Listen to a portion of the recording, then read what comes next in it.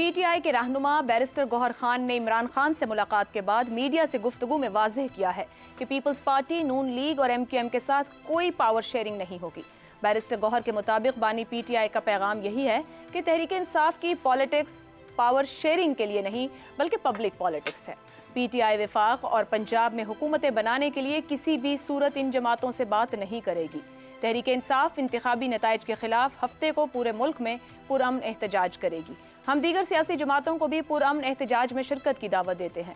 پی T آئی کے رہنما اسد قیصر نے بھی آج عمران خان سے ملاقات کے بعد میڈیا سے بات کرتے ہوئے کہا کہ بانی پی ٹی آئی نے عمر ایوب کو وزارت عظمیٰ کے لیے نامزد کیا ہے۔ وہ پی ٹی آئی کی طرف سے وزیر اعظم کے عہدے کے امیدوار ہوں گے۔ اسد قیصر کا کہنا تھا کہ ان کو تمام سیاسی جماعتوں کے ساتھ بات کرنے کا ٹاسک دیا گیا ہے۔ وہ الیکشن میں دھاندلی کے خلاف احتجاج کرنے والی جماعتوں سے رابطہ کریں گے۔ JUI، ANP، جماعت اسلامی اور قوم پرست جماعتوں سے بات کی جائے گی۔ کوئی شک نہیں کہ پی ٹی آئی کی انتخابی کارکردگی نے پاکستان کے بڑے بڑے انتخابی اور سیاسی ماہرین کو بھی حیرت سے دوچار کیا ہے۔ پی ٹی آئی کے لیے انتخابی نشان سمیت بہت سے مسائل تھے جن کا مقابلہ کرتے ہوئے پی ٹی آئی کے حمایت یافتہ امیدوار قومی اسمبلی میں سب سے زیادہ نشستیں لینے میں کامیاب رہے۔ KPK میں انہوں نے 2/3 اکثریت حاصل کی۔ تحریک عدم اعتماد سے لے کر 9 مئی تک پی ٹی آئی نے ایسی ہمالیائی غلطیاں کی جن کے باعث یہ پارٹی سسٹم سے باہر جاتی ہوئی دکھائی دے رہی تھی۔ پی ٹی آئی نے انتخابات کا بائیکاٹ نہ کر کے درست فیصلہ کیا اور اسی سسٹم میں رہتے ہوئے اپنے آپ کو سب سے اہم سیاسی فریق کے طور پر منوایا۔ انتخابی نتائج آنے کے بعد سے تاحال عمران خان کے موقف میں لچک دکھائی نہیں دے رہی۔ اس کے اظہار مختلف صورتوں میں ہمارے سامنے آ رہے ہیں۔ عمر ایوب کو وزیر اعظم اور علی امین گنڈا پور کو KPK کے وزیر اعلیٰ کے لیے نامزد کرنا، نون لیگ، پیپلز پارٹی، MQM سے بات نہ کرنے کا اعلان عمران خان کے غیر لچکدار موقف کا اظہار کرتے ہیں۔ کیا عمران خان کو ماضی سے سبق سیکھتے ہوئے اب اپنے موقف میں لچک کا اظہار کرنا چاہیے؟ نون لیگ، پیپلز پارٹی اور MQM کی مثالیں ہی بتاتی ہیں کہ جب ان جماعتوں پر مشکل وقت آیا، ان جماعتوں نے سسٹم کے اندر رہتے ہوئے اپنے موقف میں لچک پیدا کی اور کامیاب بھی رہے۔ انتخابی نتائج پی ٹی آئی نے مقبولیت ثابت کر دی۔ کیا عمران خان سسٹم میں مکمل واپسی کے لیے لچک کا مظاہرہ کریں گے؟ زیغم صاحب۔ انگریزی میں کہتے ہیں takes two to tango۔ اس وقت دونوں طرف سے لچک کا مظاہرہ کرنا ہوگا۔ سسٹم کو بھی پاکستان کی سب سے بڑی پارٹی کو، جو بڑی پارٹی بن کر ابھری ہے، اسے دوبارہ سے ایبزارب کرنا ہوگا۔ ابھی جو ہم نے دیکھا تھا، ایسا لگتا تھا کہ سسٹم اس پارٹی کو مکمل طور پر مسترد کر چکا ہے اور سسٹم یہ سمجھتا ہے کہ اس پارٹی کی پاکستان کی سیاست میں، پاکستان کے طاقتوں کے ایوان میں کوئی جگہ نہیں ہے۔ لیکن اب اس الیکشن نے ان تمام چیزوں کو، ان تمام کیلکولیشنز کو بدل کر رکھ دیا ہے، کیونکہ آخرکار فیصلہ تو عوام نے کرنا ہے۔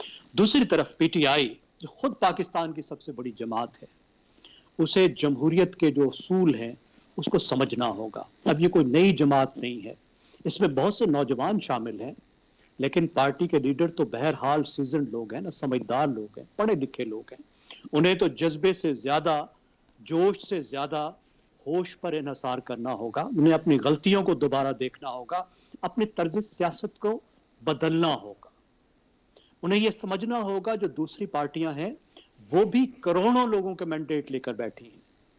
اگر پاکستان کے سسٹم میں یا کسی بھی پارلیمنٹری سسٹم میں کوئی پارٹی کتنے ہی ووٹ لے کر بیٹھ جائے، اپوزیشن کے پاس اس سے بھی زیادہ ووٹ ہوتے ہیں۔ جب پی ٹی آئی حکومت میں تھی تو بھی اس کے پاس 1/3 ووٹ تھے، 2/3 ووٹ اس وقت بھی اپوزیشن لے کر بیٹھی تھی۔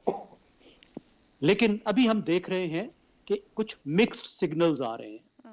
ایک طرف تو علی امین گنڈا پور جو ناراض نوجوانوں کی نمائندگی کرتے ہیں اور ان کو وزیر اعلیٰ بنا کر ایک بہت ہی مشکل صوبے کا، جو پوسٹ کنفلکٹ پروونس ہے، ایسا صوبہ ہے جو بہت مشکل وقت سے گزرا ہے اور جسے ہم نے، جس کی ناراضگی بھی دور کرنی ہے، جس کے مسائل بھی حل کرنے ہیں، اس کا سربراہ بنا دیا، وزیر اعلیٰ بنا دیا، جس کو سمجھا جا رہا ہے کہ وہ سخت میسج دے رہے ہیں۔ لیکن اس کے ساتھ ہم نے دیکھا کہ عمر ایوب جو خود ایک ملٹری ڈکٹیٹر کے پوتے ہیں، ایک فوجی فیملی سے بلانگ کرتے ہیں اور ایک سلجھو آدمی ہے، جو ایک ٹیپیکل الیکٹیبل ہے، 3 مختلف پارٹیوں میں وہ اہم عہدوں پر رہ چکے ہیں، وہ MNA رہ چکے ہیں، اور ایسے آدمی ہیں جو سلجھو ہیں، ان کو وزارت عظمیٰ کا جو علامتی الیکشن ہے اس میں بھیج کر ایک صلح کا میسج بھی دے رہے ہیں، اور وزارت عظمیٰ کے الیکشن میں حصہ لے کر بھی اس تمام تر جو ناراضگی وہ ظاہر کر رہے ہیں الیکشن کے بارے میں،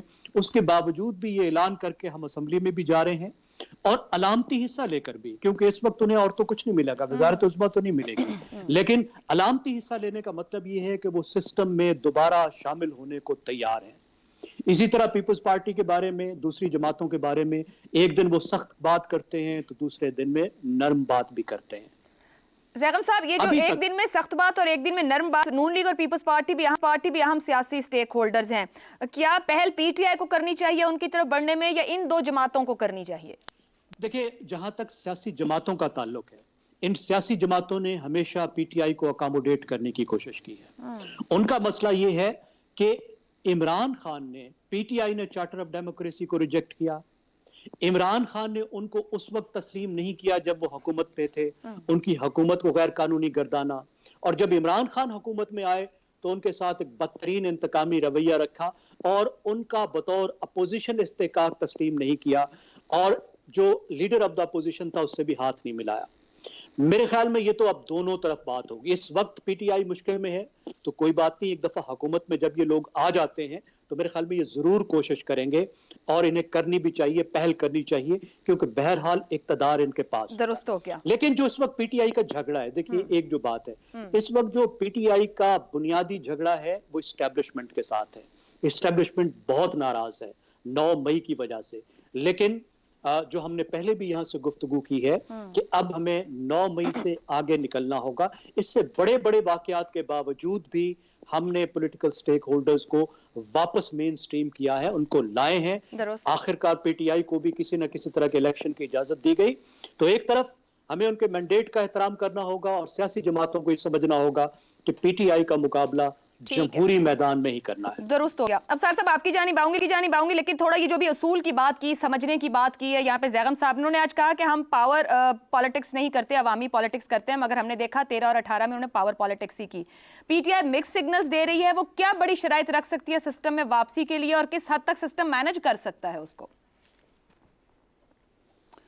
شرائط تو وہ کوئی بھی رکھ سکتے ہیں، لیکن میرا خیال ابھی وہ کلیئر نہیں ہے اور کنفیوز سگنل دے رہے ہیں۔ جیسا کہ آج ہی اسد کیسر اور بیرسٹر سیف جب ملاقات کر کے باہر آئے ہیں اڈیالہ جیل سے تو انہوں نے اور بات کی ہے، انہوں نے آتے مفاہمت کی بات کی ہے، انہوں نے یہاں تک کہا کہ ہم پیپلز پارٹی کے ساتھ وزارت عظمیٰ کے الیکشن میں ان سے بات کر کے ان سے اتحاد کر کے جا سکتے ہیں، تبھی انہوں نے عمر ایوب کا نام دیا۔ سر اس بات کی تردید آ گئی ہے؟ نہیں، تردید ہم نے خود ٹی وی پہ سنا ہے، ہم نے خود دیکھا ہے، میں نے خود دیکھا ہے ٹی وی پہ اسد کیسر کو یہ بات کہتے ہوئے۔ تردید تو اس چیز کی آئے نا جو آپ نے کہیں سے سنی ہو۔ اب صاحب قطع کلامی کی معذرت، جب اسد قیصر صاحب نے بات کی تو انہوں نے جملہ نہیں بولا، یہ چلا ضرور ٹکرز کی صورت میں ٹی وی چینلز پر، انہوں نے جملہ کہا نہیں تھا اور اس کی پھر تردید بھی آ گئی تھی، دونوں جانب سے کوئی رابطہ نہیں ہے، کوئی بات نہیں ہوئی ایسی۔ انہوں نے جے یو آئی کا بھی کہا، ہاں اس بارے میں سر بالکل جے یو آئی اور اے این پی سے رابطہ ہوا ہے، اے این پی نے منع کر دیا، انہوں نے کہا ہم بالکل ان کے ساتھ کسی بھی فورم پر کسی بھی جگہ بات کو تیار نہیں ہے۔ جے یو آئی کے ساتھ آج رات ایک وفد ملنے جا رہا ہے، اسد قیصر، بیرسٹر سیف اور اخوند زادہ حسن کے ساتھ، یہ 3 لوگ ملنے جا رہے ہیں آج۔ ویسے میں حیران ہوں کہ اگر یہ فکرہ ٹی وی چینل پہ نہیں چلا اور صرف ٹکرز میں چلا ہے تو یہ بڑی حیران اور وہ ذرائع سے ہی خبر تھی کیسے ہو سکتا ہے؟ بالکل ایسے چلا ہے، آپ بالکل ٹھیک کہہ رہے ہیں، چلا ہے ٹکرز کی صورت میں، سورسز کوٹ ہوتے ہوئے۔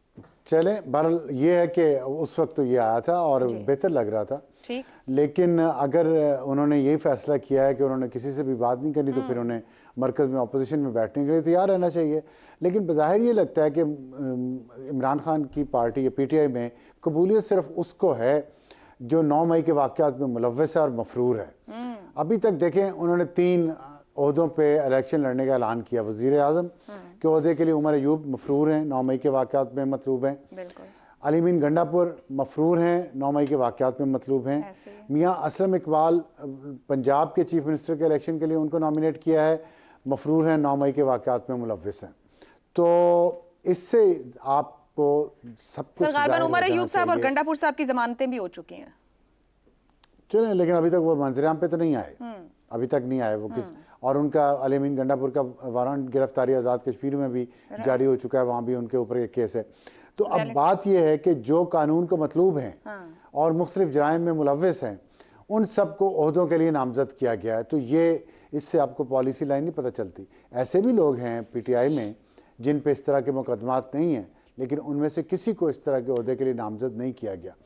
دوسری بات جو ہے وہ بڑی اہم ہے، وہ یہ ہے کہ پاکستان میں اس وقت کوئی بھی سیاسی جماعت جو ہے وہ الیکشن کے نتائج سے مطمئن نہیں ہے۔ اب دیکھیں بلوچستان سارا سڑکوں پہ بیٹھا ہوا ہے، اور بلوچستان کے علاقے گوادر میں ایک ایسا شخص پیپلز پارٹی کے ٹکٹ پہ منتخب ہو گیا ہے جس کے اوپر الزام ہے کہ وہ افغان شہری ہے۔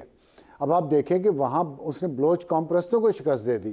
تو یہ جو، اور دوسری طرف ہم دیکھتے ہیں کہ پی ٹی آئی کی پنجاب اور کے پی میں تو بہت مقبولیت ہوئی، لیکن کراچی میں ان کی اتنی سیٹیں تھیں، وہاں پہ ان کی بالکل مقبولیت نہیں ہے، بلوچستان میں نہیں ہے، اندرون سندھ نہیں ہے۔ تو اور ایم کیو ایم اچانک ہی بہت زیادہ مقبول ہو گئی کراچی میں، کہ اتنی ساری سیٹیں لے گئی کہ انہیں کہنا پڑا بس کریں۔ جماعت اسلامی ہار گئی، جی ڈی اے ہار گئی، تمام کانفرنس جماعتیں ہار گئی، اے این پی ہار گئی، پختونخوا ملی عوامی پارٹی ہار گئی، جے یو آئی ہار گئی۔ تو کوئی بھی سیاسی، مسلم لیگ مطمئن نہیں ہے اپنے نتائج سے، پی ٹی آئی مطمئن نہیں ہے اپنے نتائج سے۔